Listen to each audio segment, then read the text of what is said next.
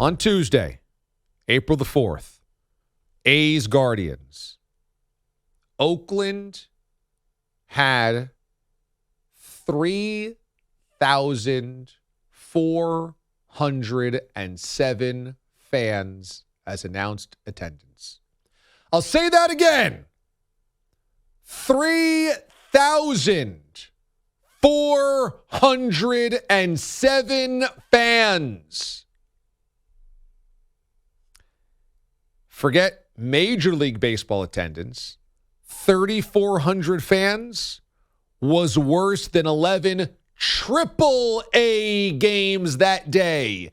There were 11 Triple-A baseball games that had a higher attendance than A's Guardians on Tuesday. And can you blame anybody in Oakland for not going to that game? Can you blame anybody in Oakland for not investing in that team? Can you blame anybody in Oakland for being frustrated with that organization? John Fisher owns the Oakland A's. He's worth $2.4 billion. D.A., how did he make his money? The Gap. His parents started the Gap. And he's looking to move that team to Las Vegas. How despicable. How despicable to be worth more than $2 billion, have daddy and mommy hand you the Gap. Not a pickup truck, not a beach house. Mommy and daddy bequeathed you the Gap franchise. You're worth $2.4 billion. And you've got 3,000 fans in your game because nobody's heard of any of the players and because everybody in the city is turned off by you trying to move the team. Oh, and let me just add this for good measure. Last season, the Oakland A's were the 5th most profitable team in baseball. I'll say that again. Dodgers, Yankees, Mets, Red Sox, Cubs. The 5th most profitable team in baseball last year was the little old Oakland A's. This dude, John Fisher, is a complete criminal. And no matter what the issues are with local government in Oakland and getting things built, we know California, it's difficult. And we know there's Byzantine rules and a labyrinth of regulations and people with their hands in this and that, and nobody wants to do anything, and you can't get a ballpark built unless you pay for it yourself. We get it. We get it. We get it. There is tons of confusion and difficulty in getting things built, public works built, stadiums built in California. But I'll say this. I'd rather make it hard on billionaires who had mommy and daddy give them the Gap to take taxpayer money for their ballparks than make it easy. It's always frustrating when it's easy. We just hand over millions of dollars, hundreds of millions of dollars, tax breaks, etc., for these guys to build their new toys.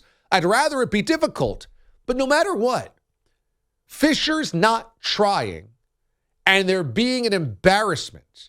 And what Rob Manfred allows to happen, and the rest of the owners, is for the A's to basically try to be so bad that they can't move.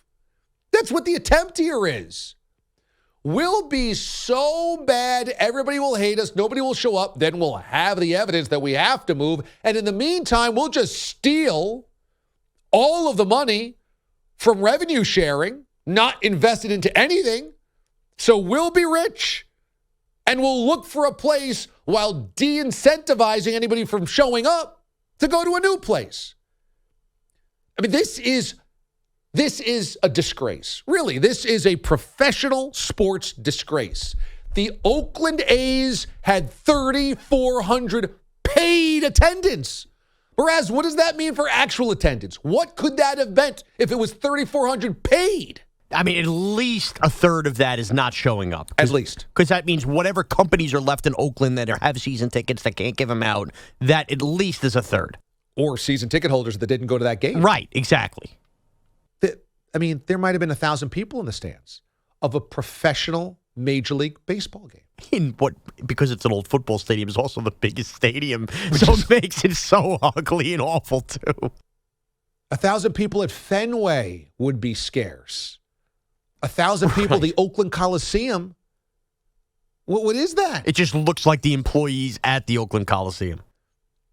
This is such a professional disgrace. This is the biggest disgrace in the sport right now. And for a sport that's doing its damnedest to try to change the perception of slow, stodgy, boring game, no diversity, all the things that have plagued, not hip, no personalities, all things that have plagued baseball for a long time. You know what else has plagued baseball? Competitive discrepancy. That you can't go into the season and feel if you're a small market team that you can financially compete with the big boys. Well, what are we doing in Oakland? What are we doing? We have allowed a multi-billionaire to just pocket the revenue sharing. We have openly created a war against our fans saying we just want to go to Las Vegas. And nobody's holding John Fisher's feet to the fire in the league to say, you can't field a minor league team and move the team. You've either got to invest in this team or you got to sell the team. But you can't not try just to get to move. I think this all goes back further. This goes back to when Moneyball started. When Moneyball started, it was derived from an owner not wanting to spend money. And I think that's where your problem was. You go way back where this wasn't nipped in the bud right away.